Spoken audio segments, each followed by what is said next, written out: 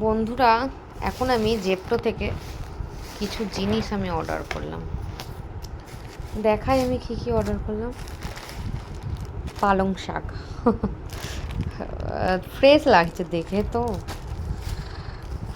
গাজর, এই যে গাজর, পটল, টমেটো, এটা কী রে ভাই, তো বুঝতেই পারিনি। এটা বিনস, এরকম কেন বিনসটা? এটা তো কী রান্না করে আমি জানি না। পামকিনটা খারাপ দিয়েছে নাকি?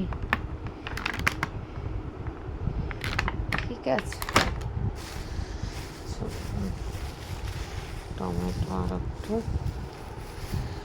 এই যে, আর এইদিকে আছে পেঁয়াজ আর আলু। আলু পেঁয়াজ আছে এখানে। আর এটা কী দিয়েছে? এটা কি?